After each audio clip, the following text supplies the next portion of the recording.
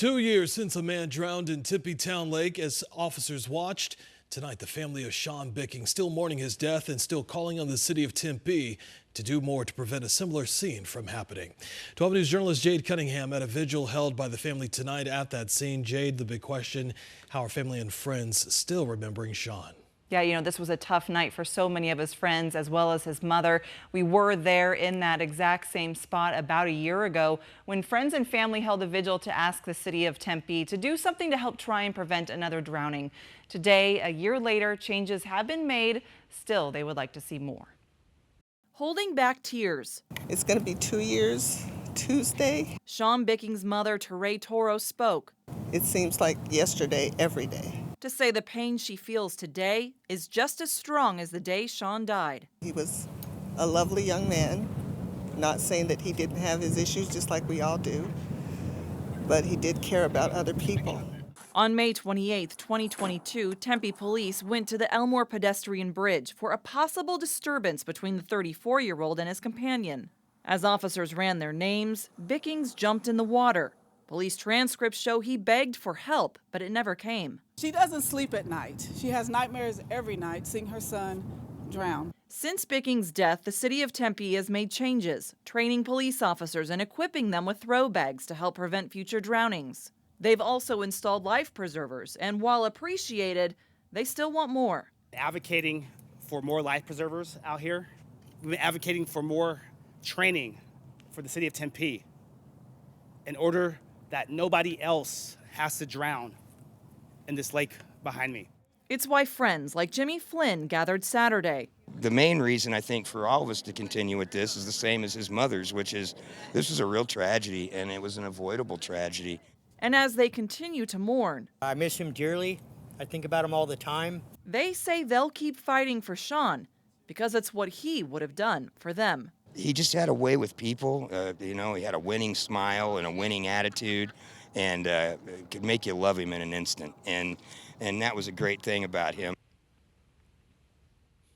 So, Jade, the big question, any other messages that his mom or friends had for folks tonight? Yes, they did. They would like to see the city of Tempe do more when it comes to helping those experiencing homelessness. They say there is just not enough resources, and they would like to see the city change that. All right. Jade Cunningham live for us in the studio tonight. Jade, thank you.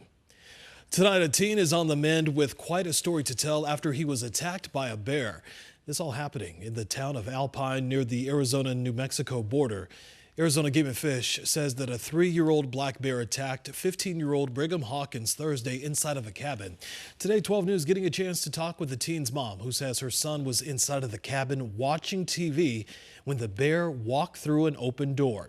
Carol Hawkins says her son is doing well after the attack, but describes the moment it all went down. His brother, his 18-year-old brother, Parker, was on the porch and heard him scream. And when he went and saw, again, he wasn't very far away when he thought it was a dog because half of the bear was outside of the cabin at that point. So he was going to go over there and check on his brother, make sure the dog, he just thought the dog was scaring him. And when he got just within feet of him, the bear turned around and saw Parker and started chasing him. Scary indeed. The bear, later euthanized by Game and Fish, and is currently being tested for rabies. We're told that this is the 16th bear attack in Arizona since 1990. New at 10 o'clock tonight, one person rushed to the hospital after a serious crash this evening in Peoria. The scene unfolding near 95th Avenue in Beardsley. Police telling us a car crashing into a tree, shutting down traffic in that area for a number of hours tonight. There's no word on if impairment or speed played a role in the crash. Meanwhile, a motorcyclist is dead after crashing into a car in West Phoenix. This scene unfolding near 107th Avenue in Camelback. We're told the driver of the car did remain on scene. The motorcyclist died at the hospital. So far, investigators have not released the names of those involved or what may have caused the crash. Right now, Phoenix police say they need your help finding a shooting suspect. Investigators say that back on March 10th, a man shot another man at the light rail platform near Central Avenue and Indian School Road. Detectives say the suspect pulled out a gun from under a hoodie and shot that man. That suspect considered armed and dangerous. Anyone with information now urged to call Silent Witness. The number right there on your screen is 480-WITNESS.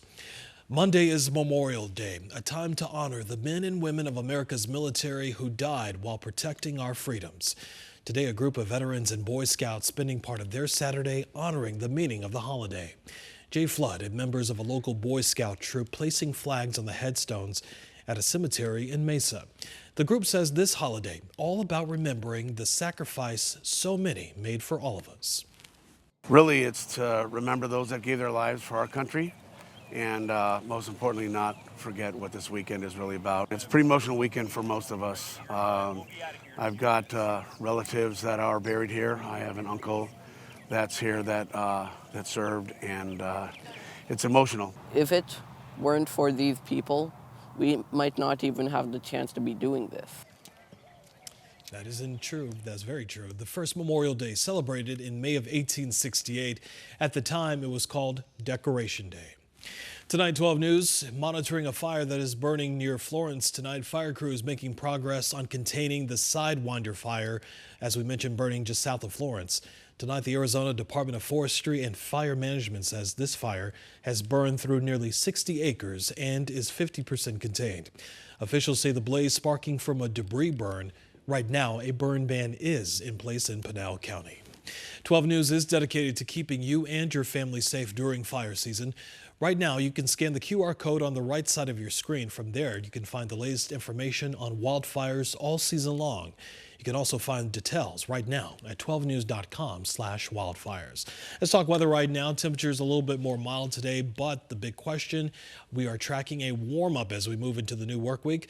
Meteorologist Ginger Jeffries here with a look at when triple digits set to return to the forecast. Hey, Ginger. Hey, Jonathan. And yeah, unfortunately, next week when the triple digits return, they're not going away. So all week long, we've got the warmest week of weather coming your way. So I really hope you capitalized on today. As expected, numbers well below the normal range of 98. It is just gorgeous outside right now at 82 degrees, but very dry air. And even though the pressure is rising, wind's not responding. So the winds are laying down, the temperatures are responding, all because we've got very dry air in place. That's going to get those numbers down to 71 degrees. Tomorrow, we're hitting normal numbers. That means about 97 degrees. But as Jonathan mentioned, we've got high pressure building in, and look what happens over the next 3 days. Everyone from northern rim country, southern and western Arizona seeing numbers climb. That means triple digits for you and me. We're going for about 103 by Tuesday, but that's not the hottest day of the week. Details coming up, my full forecast. Jonathan. All right, it's on the way and it's finally here. Ginger, thanks so much. This weekend, thousands of anime, gaming, and comic book lovers flooding the Phoenix Convention Center for the annual Phoenix Fan Fusion. The event, kicking off on Friday, runs through tomorrow. Folks have been seen all across downtown Phoenix dressed up in their favorite characters. Actors, authors, comic book creators, and cosplayers taking part in the event. Those attending telling us what makes this attraction so unique. Everybody here is just seeing a bunch of amazing cosplays that people put so many time and effort into, but it's also the comfortability and being able to be accepted into the community as well. Because everybody's able to express themselves freely, creatively, with their artistic skills. I think it's just cool to get a whole community of people together. They're into the same thing. You know, whether it's Star Wars, anime, comic books, everything. I think it's just fun to get them out here and know that there's a whole crowd of people that are into the same thing that you are. You can find more details on Phoenix Fan Fusion at phoenixfanfusion.com.